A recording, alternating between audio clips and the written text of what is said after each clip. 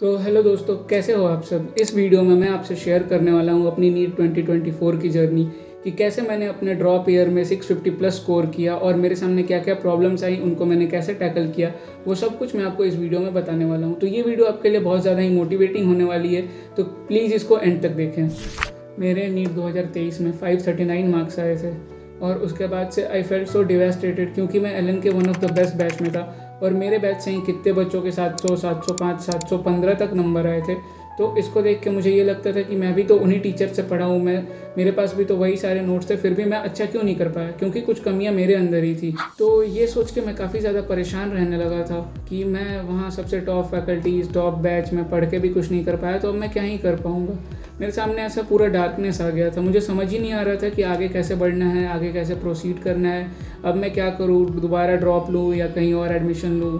तो लकीली एक दिन एक स्कूल के मेरे सीनियर आए मेरे से मिलने, उनको मैंने अपना सारा कुछ प्रॉब्लम बताया, तो फिर उन्होंने मुझे गाइड किया। उन्होंने कहा कि ऐसे बड़े कॉम्पिटिटिव एग्ज़ाम में 1-2 ड्रॉप लेने से कुछ ख़राब नहीं होता है, तुमको एक ड्रॉप लेना चाहिए और तुमको दोबारा जाके वापस प्रिपरेशन करनी चाहिए। बस एक चीज़ को ध्यान में रख के कि जो गलतियाँ तुमने पिछले साल की है उसको दोबारा मत दोहराना। तो उनकी बातों से मैं काफ़ी ज़्यादा अफेक्ट हुआ। फिर मैंने घर पे बात की, मैंने बोला कि मुझे एक और ड्रॉप लेना है। घर में मेरे सबने सपोर्ट किया मुझे और फिर पापा ने बोला कि ठीक है तुम चले जाओ। तो मैंने दोबारा एलन के बैच में एडमिशन लिया और मैं दोबारा निकल पड़ा वापस कोटा, अपनी सारी पुरानी मेमोरीज़ को यहीं छोड़ के एक नई शुरुआत करने, विद जस्ट वन मोटिव कि जो गलतियाँ मैंने पिछले साल की हैं उनको मुझे अब नहीं दोहराना है। तो अब आती है प्रॉब्लम नंबर 1, जो कि घर से बाहर पढ़ाई करने वाला हर एक बच्चा रिलेट कर सकता है कि सबसे ज़्यादा ज़रूरी होता है अगर हम घर से बाहर गए तो एक अच्छा सा रूम खोजना जिसमें हम रह के अपनी पढ़ाई कर पाए। और यकीन मानो अगर ये चीज़ अच्छी नहीं हुई तो फिर आपकी पूरी प्रिपरेशन नहस तहस हो सकती है, अगर आपको एक अच्छा सा रूम नहीं मिला तो इसके लिए मैं जब कोटा गया मैंने 2 दिन लगाया। मैंने बहुत सारे हॉस्टल्स, बहुत सारे पीजी देखे और धूप में ऐसे घूमा, बहुत सारे लोगों से पूछा, बहुत सारे ब्रोकर्स से मिला, तब फाइनली जाके मुझे एक अफोर्डेबल रूम मिला जो कि मेरी रिक्वायरमेंट्स को मैच करता था। मेरी रिक्वायरमेंट ये थी कि जो भी मेरा रूम हो उसमें हवा आनी चाहिए अच्छे तरीके से और उसमें सनलाइट आनी चाहिए, क्योंकि अगर ये दोनों चीज़ें मिसिंग है रूम में तो रूम में उतना प्रोडक्टिव एनवायरनमेंट नहीं बन पाता है।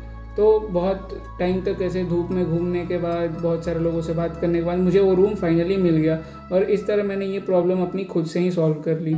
एंड साथ ही साथ लकीली मुझे एलन में काफ़ी अच्छा बैच मिला। मेरे अराउंड बहुत अच्छे अच्छे टीचर्स थे जिन्होंने मुझे बहुत सही तरीके से एंड तक गाइडेंस किया और इनकी वजह से ही मैं आज इतना अच्छा स्कोर कर पाया। तो वो बैच मेरे लिए बहुत ज़्यादा ही लकी बैच था और उसके टीचर्स तो क्या ही ऑसम थे। मेरी क्लासेस 15 तारीख से शुरू हुई थी और मैं अब आपको बताने वाला हूँ कि मैंने क्या डेली रूटीन फॉलो करा, अपनी क्लासेस को कैसे मैनेज करा, होमवर्क कैसे किया, रिवीजन कैसे किया, वो सब चीज़ इस सेगमेंट में हम डिस्कस करने वाले हैं। तो मेरी क्लासेस 2 बजे से होती थी और मेरा रूम जो था वो मेरे एलन से 15 मिनट की दूरी पे था। तो मैं 1 बजे अपने रूम से निकलता था, 1:15 या 1:20 तक एलन पहुँचता था और तब शुरू का टाइम था तो मोटिवेशन बहुत था। तो जो टाइम बचता था वो 1:30 बजे से 2 बजे के बीच का स्लॉट, उसमें मैं रिवीजन करता था और पुरानी चीज़ें को देख लेता था या कुछ क्विजेज़ अटेम्प्ट कर लेता था या कुछ क्वेश्चंस अटेम्प्ट कर लेता था।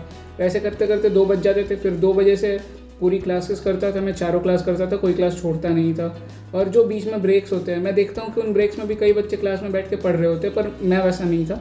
मेरा मानना था कि ब्रेक जो है वो उसको ब्रेक की तरह ही ट्रीट किया जाना चाहिए। तो मैं ब्रेक में क्लास के बाहर जाता था, मैं कैंटीन में जाता था, मैं वहाँ अगर भूख लगी हो तो समोसे खाता था या फिर कुछ दूसरे बैचेस के बच्चे होते थे अगल बगल में, उनसे इंटरेक्ट करता था, बातें करता था, कुछ क्वेश्चंस वगैरह रहते थे उनको भी डिस्कस करता था ब्रेक्स में ही। मैं अपनी चारों क्लासेस करता था, मैं काफ़ी अटेंटिवली क्लास में सुनता था और काफ़ी अच्छे से नोट्स बनाता था, क्योंकि मेरा मानना यही था कि ये जो मैं नोट्स बना रहा हूँ अभी क्लास में वही आखिर में मेरे रिवीजन के टाइम मेरे काम आएंगे और नोट्स बनाना बहुत ही ज़रूरी है। तो मैं प्रॉपर तरीके से हर एक चीज़ लिख के, और ये मैं मेक श्योर करता था कि मैं क्लास का कुछ मिस ना करूँ, मैं हर एक चीज़ को लिख के काफ़ी अच्छे तरीके से अपने नोट्स बनाता था, जिससे मुझे नो डाउट लास्ट में बहुत ज़्यादा ही हेल्प हुई। साथ ही साथ अगर मुझे क्लासरूम में कोई भी डाउट आता था तो मैं इंस्टेंटली हाथ उठा के टीचर से पूछ लिया करता था। और एलन का एनवायरनमेंट वैसे भी बहुत ज़्यादा सपोर्टिव, अगर क्लास में डाउट क्लियर नहीं हुआ तो भी टीचर्स क्लास के बाद एक्स्ट्रा 5-10 मिनट टाइम देते थे और डाउट्स को क्लियर कर लेते थे। तो ऐसे मैं अपनी 4 क्लासेस ख़त्म करके लगभग 9 बजे तक अपने पीजी में पहुंच जाता था। उसके बाद सबसे पहला काम ये था कि मैं अपना टिफ़िन लेके आता था और मैं आराम से बैठ के खाना खाता था।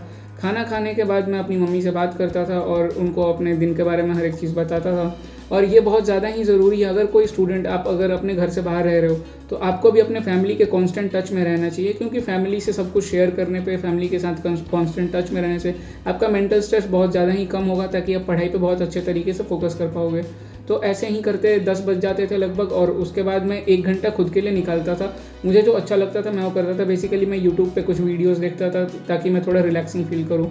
फिर मैं 11 बजे से वापस पढ़ने जाता था। सबसे पहले मैं पूरे क्लास का रिवीजन करता था, जो भी हुआ अपने 4 क्लासेस में उन सबको अच्छे से रिवाइज़ करता था, और उसके बाद जो टीचर्स ने होमवर्क दिए वो होमवर्क को बनाता था, और उसके बाद अगर मेरे पास टाइम बचा तो मैं कुछ एक्स्ट्रा पढ़ लेता था, लगभग 1 या 1.5 घंटे के आसपास।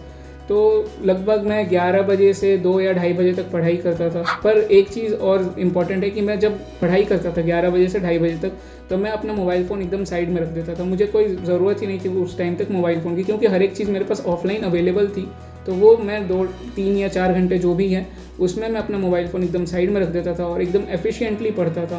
भले मैं 4 घंटे 3 घंटे क्यों ना पढूँ, लेकिन उतने टाइम में मैं एफिशिएंटली पढ़ता था। फिर लगभग 2:30-3 बज जाते थे। उसके बाद मैं थोड़ी देर अपना फ़ोन और यूज़ करता था सोते टाइम, और मैं 4 बजे तक सो जाता था। और मैं सुबह लगभग 10 या 11 बजे तक उठ के वापस नहा धो के तैयार होके खाना खा के, और मॉर्निंग में मैं कुछ नहीं पढ़ता था, फिर सीधे मैं कोचिंग चले जाता था। तो ये मेरा एक आइडियल रूटीन था जो मैं फॉलो करता था अपने नीट प्रिपरेशन के टाइम, इनिशियल डेज़ में। लास्ट में मतलब जब क्लासेस ख़त्म हो गई तो इसमें थोड़ा सा चेंज आया, वो मैं आपको आगे बता दूंगा। तो ऐसे ही समय व्यतीत होता गया, और फिर आया हमारा पहला टेस्ट, और पहले टेस्ट में मेरे 670 मार्क्स आए। थोड़े से मार्क्स मेरे फिजिक्स में कट गए थे, क्योंकि अब मुझे सामना करना पड़ा था अपनी प्रॉब्लम नंबर 2 का, जो कि थी कि मेरी फिजिक्स के टीचर से मेरी फ्रीक्वेंसी मैच बिल्कुल ही नहीं होती थी। मैं उनकी पूरी क्लास को अटेंटिवली सुनता था, नोट्स बनाता था, फिर भी जब मैं घर पे आकर रिवीजन करता था तो मुझे कुछ समझ ही नहीं आया होता था, मुझे ऐसा फील होता था। तो जो टेस्ट हुआ उसमें मेरे फिजिक्स में बहुत कम नंबर आए। मेरे बायो और केमिस्ट्री में ऑलमोस्ट 175 और 355 मार्क्स थे, पर जो भी नंबर मेरे कटे वो मेरे फिजिक्स में ही कटे, और वो भी स्पेसिफिक टॉपिक के ही ऊपर जो भी क्वेश्चन थे वही मैं गलत करके आया। तो ये दिक्कत मुझे बहुत ज़्यादा फेस करनी पड़ी कि मुझे वो फिज़िक्स के टीचर की क्लासेस तो मैं अटेंटिवली सुनता ही था, पर फिर भी मुझे कुछ समझ ही नहीं आता था। तो ये आप लोगों को भी प्रॉब्लम फेस करनी पड़ेगी। तो इसका एक आसान सा सॉल्यूशन मैं बताता हूँ कि ऐसे मोमेंट पे आपको यही करना चाहिए कि आप टीचर चेंज कर दो। आप इस उम्मीद में मत बैठो कि 2 क्लास बाद समझ आएगा, 4 क्लास बाद समझ आएगा, जो कि मैं बैठा और मेरा बहुत ज़्यादा टाइम वेस्ट हो गया। आप टीचर चेंज कर दो। आपको जिससे अच्छा लगता है पढ़ना, जिसका पढ़ाया हुआ समझ आता है, आप उनसे ही पढ़ो, और आपको अगर नहीं समझ आ रहा है तो आप टीचर चेंज कर दो। फिर दूसरा टेस्ट हुआ, उसमें मेरे 655 मार्क्स आए, कुछ नंबर और घट गए, कुछ बायोलॉजी के सवाल में एक्स्ट्रा गलत करके आया। और फिर आता है हमारा तीसरा टेस्ट, उसमें मेरे आए 650 मार्क्स। पर उस दिन कुछ ऐसा हो गया कि उसके बाद से एलएल में 2 महीने तक टेस्ट बंद हो गए। उसके बारे में बात नहीं करें तो बेहतर है, पर वो जो तीसरा टेस्ट था उसके बाद से अगर 2 महीने के लिए टेस्ट बंद हुए तो मैं काफ़ी रिलैक्स्ड फील करने लगा, और उसके बाद से एकदम से सब कुछ बदल गया। हमारी कोचिंग का एनवायरनमेंट भी बदल गया, एलएन में फन डे होने लगे, टीचर्स भी अब स्टूडेंट से उतना ज़्यादा इंटरेक्ट नहीं करते थे, वो हमारे मार्क्स भी नहीं पूछते थे, और सारा माहौल काफ़ी टेंस हो गया। पर दोस्तों इस माहौल में ज़रूरी है खुद को बहुत ही ज़्यादा काम रखना, जो कि मैंने रखा, और आपको भी मैं यही सजेस्ट करूँगा। आपके अराउंड जो भी चीज़ें हो रही है, कितना भी टेंस सिचुएशन हो, आपको खुद को हमेशा शांत स्वभाव का ही बना के रखना है, ताकि आप अपनी पढ़ाई पे फोकस कर पाओ। ऑल्दो वो 2 महीने तक टेस्ट नहीं हुआ, मैं काफ़ी रिलैक्स फील करने लगा था। फिर मैंने अपना डेली रूटीन से मैं थोड़ा भटक गया, मैं थोड़ा फ़ोन पे ज़्यादा टाइम स्पेंड करने लगा, मैं थोड़ा बाहर घूमने लगा।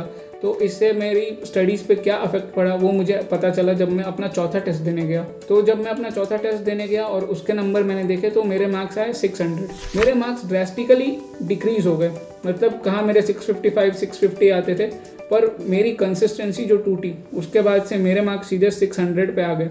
तो उसके बाद मुझे रियलाइज़ हुआ कि अरे मैं ये पिछले 2 महीने कर क्या रहा था, मैंने पूरा टाइम वेस्ट कर दिया, ना मैंने ढंग से पढ़ाई की, ना मैंने ढंग से रिवीजन किया, मैं कुछ ज़्यादा ही रिलैक्स्ड हो गया था ये पिछले 2 महीने, और मैंने अपना बहुत सारा टाइम वेस्ट कर दिया। अब वो कंसिस्टेंसी को गेन करने के लिए वापस बहुत ही ज़्यादा मेहनत करनी पड़ी थी मुझे। मैं आपको बताऊँगा, देखो एक बार आपकी कंसिस्टेंसी टूटी तो आपको दोबारा ट्रैक पे आने के लिए बहुत ज़्यादा मेहनत करनी पड़ती है, और मुझे तो बहुत ज़्यादा ही करनी पड़ी, क्योंकि मैं अगले टेस्ट में अपना फुल पोटेंशियल से भी जाके मैं अपना अगला टेस्ट दे के आया था 600 के बाद वाला, तो भी मेरे बस 5 नंबर इंक्रीज़ हुआ और मेरे 605 मार्क्स आए। तो देखो, एक बार अगर आप ट्रैक पे हो तो उस पर चलते रहना काफ़ी आसान है। तो मैं आप लोगों को एक चीज़ बोलूँगा कि आपको रोज़ ही पढ़ना चाहिए। अगर आप 2 घंटे भी अपनी एफिशिएंसी के हिसाब से पढ़ रहे हो ना, तो वो 2 घंटे आप रोज़ पढ़ो, कभी बीच में 1-2 दिन के लिए उसको छोड़ो ही मत। तो ऐसा करके मैं वापस कोशिश किया, पर फिर भी मेरे पास 5 नंबर ही इम्प्रूव हुए। तो मुझे काफ़ी ख़राब लगा, और फिर थोड़ा उसके बाद दिवाली वैकेशंस आ गए, तो मैंने सोचा मैं घर से घूम के आता हूँ, थोड़ा अच्छा लगेगा। तो दिवाली वैकेशंस में मैं घर पे गया, मैं घर वालों के साथ टाइम स्पेंड किया। उसके बाद क्लासेस शुरू भी हो गई थी, पर फिर भी हमारे यहाँ छठ पूजा होती है, तो मैं छठ पूजा में रुका और ज़्यादा टाइम स्पेंड किया। हाँ, तो वैकेशंस बहुत ही ज़्यादा इंपॉर्टेंट होते हैं, क्योंकि वैकेशंस के बाद आपका मतलब मुझे तो ऐसा फील हुआ, मेरे अंदर काफ़ी एक पॉजिटिव एनर्जी आ गई, क्योंकि एक तो वैकेशन, ऊपर से दिवाली और छठ पूजा थी, तो काफ़ी ज़्यादा पॉजिटिव एनर्जी और बहुत ज़्यादा मोटिवेशन से मैं फिर दोबारा गया, और दिसंबर में मैंने वापस से अच्छे से ट्रैक पे आके पढ़ाई शुरू की। तो दिसंबर से मैं सब कुछ काफ़ी अच्छे से मैनेज कर रहा था। मैं रेगुलरली क्लासेस जा रहा था, मैं 3, 4, 5 घंटे तक सेल्फ स्टडी कर ले रहा था, मैं 1 घंटा खुद के लिए भी निकाल लेता था, और साथ ही साथ मैं 7 घंटे की नींद भी अच्छे तरीके से पूरी कर रहा था। और ऐसा सब कुछ मेरी लाइफ में स्मूथली चल रहा था, क्योंकि मैंने एक चीज़ सीख ली थी, और वो थी अपनी प्रॉब्लम्स को इग्नोर करना। देखो, प्रॉब्लम्स हमारी लाइफ में कांस्टेंट है, आपके पास हमेशा कोई ना कोई प्रॉब्लम रहेगी। आज आप अपनी लाइफ की 2 प्रॉब्लम्स को सॉल्व करोगे, कल आपको 4 नई प्रॉब्लम्स आपके सामने खड़ी हो जाएंगी। इसलिए बेटर है कि आपको प्रॉब्लम्स को जहाँ तक हो सके आप उनको इग्नोर ही करो। मुझे भी बहुत सारी दिक्कतें आती थी, मेरा भी तबीयत ख़राब होता था, मेरा मेस ऑफ रहता था, कभी कभार मेरे मेस वाले टिफ़िन टाइम पे देते ही नहीं थे। मैं कितनी बार भूखे क्लास गया हूँ, क्योंकि मेरे को 1 बजे क्लास के लिए निकलना होता था, मेरा टिफ़िन कभी 2 बजे 3 बजे ऐसे आता था। और कितनी बार वो लोग अपना फ़ोन स्विच ऑफ करके कहीं अपना शादी वादी में चले जाते थे, तो मैं 3 या 4 दिन के लिए ऑफ रहता था। फिर मुझे खुद से ही मैनेज करना पड़ता था अपना खाना वाना, तो इससे मेरा डेली रूटीन भी काफ़ी ज़्यादा प्रभावित होता था।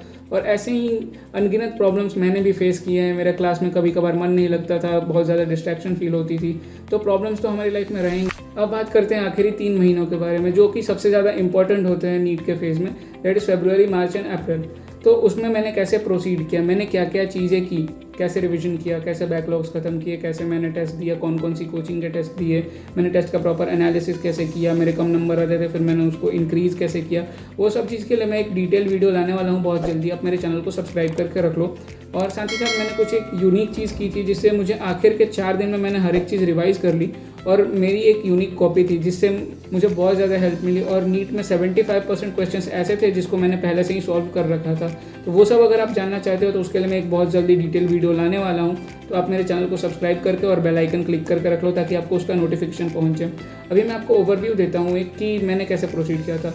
तो देखो, फरवरी में मेरा जो मेन फोकस था कि मुझे अपना सिलेबस कंप्लीट करना है और अपना बैकलॉग कंप्लीट करना है।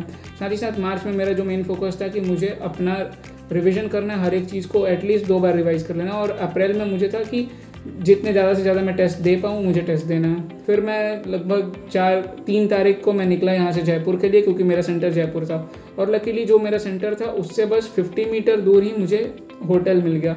हालांकि वो महंगा था थोड़ा, वो 1000 रुपये ले रहे थे एक दिन के स्टे का, और खाने वाने का भी मुझे अलग से पे करना था। पर वो मेरे नज़दीक था, तो मेरे पास बेटर ऑप्शन वही था, तो मैंने वो होटल ले लिया। फिर वहाँ मैं गया, शाम को पहुँचा था, फिर मैंने वहाँ खाना वाना खाया, फिर रिवीजन पे लग गया। फिर मैं अपनी कॉपी, जो एक ही कॉपी थी मेरी बहुत इंपॉर्टेंट वाली, उसको ही मैंने रिवाइज़ किया बहुत अच्छे से। और मैं फिर 6 घंटे 7 घंटे की स्लीप लिया, और अगले दिन 4 तारीख को उठा। फिर 4 को मैंने मोस्टली टाइम अपना डेडिकेट किया बायोलॉजी पढ़ने में। 4 की सुबह से मैं उठा था लगभग 9 बजे से, और मैं शाम तक बायोलॉजी पढ़ते रहा। फिर एकदम से मुझे शाम के 5 बजे रियलाइज़ हुआ कि जो एडमिट कार्ड का सेकंड वाला पन्ना है उसको चेंज कर दिया गया है। उसमें फ़ोटो की स्लॉट पहले बड़ी दे रखी थी, अब उसको कम करके छोटी फ़ोटो की स्लॉट कर दी गई है। तो अब मुझे था कि मुझे एक दूसरा एडमिट कार्ड प्रिंट कराना है। तो उसके लिए मैं अपने होटल से बाहर निकला, जो अपने नियरेस्ट प्रिंटर की शॉप थी वहाँ गया, वहाँ मैंने प्रिंट कराया। पर उनकी प्रिंट क्वालिटी इतनी ख़राब थी कि मेरा सिग्नेचर और मेरा फ़ोटो सब कुछ ब्लर आ गया। तो मुझे डर था कि कहीं अगर एडमिट कार्ड अच्छे से नहीं ले गया मैं, तो फिर कोई दिक्कत आ जाएगी।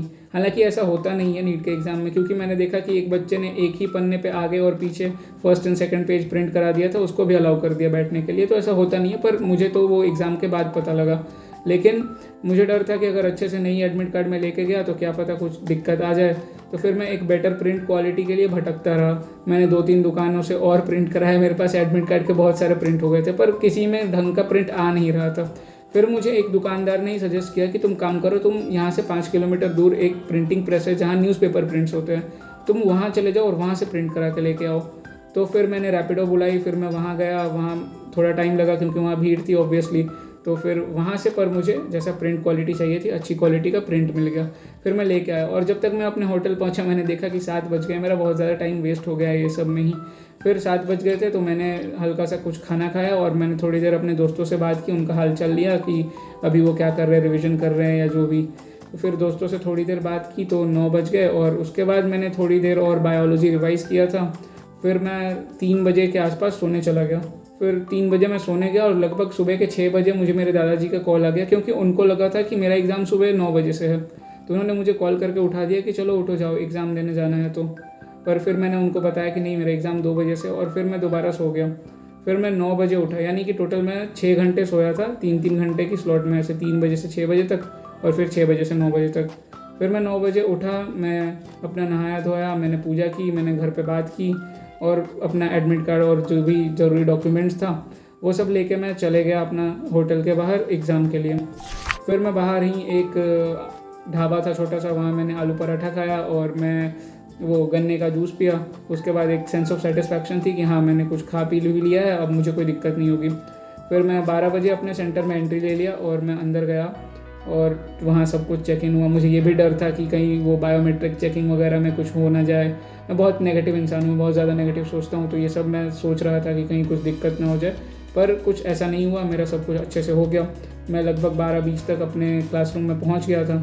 वहाँ मैं अब 12 बजे से 2 बजे तक यहीं बैठा रहा। मैं अपने आसपास के स्टूडेंट को ऑब्जर्व कर रहा था, मैं अपनी इन्विजिलेटर को ऑब्जर्व कर रहा था, वो क्या क्या कर रही हैं। वो कभी आके हमारा फ़ोटो काट रही थी, फ़ोटो चिपका रही थी, तो वो सब मैं देख रहा था। बस ऐसे करते करते 2 घंटे बीत गए। फिर हमारे हाथ में पेपर आया और मैंने खुद को बहुत ज़्यादा ही काम रखा था, क्योंकि और तभी मैंने बायो सबसे पहले अटेम्प्ट करी थी और उस टाइम मेरा दिमाग एकदम बहुत ही ज़्यादा शांत दिमाग था मेरा, तभी मेरे बायो में इतने अच्छे नंबर आ भी पाए हैं। तो मैंने खुद को बहुत ज़्यादा शांत रखा था और मैं शांति से पेपर अटेम्प्ट करने लगा। और साथ ही साथ बीच में डिस्टर्बेंसेस होते हैं, वो 1-2 बार साइन कराने आते हैं, एक बार वो कैमरा लेके आते हैं, पर ये सब चीज़ के लिए मैं पहले से ही रेडी था, क्योंकि मेरा पिछला अटेम्प्ट जो था ये सब चीज़ में ही पैनिक करके ख़राब हो गया था।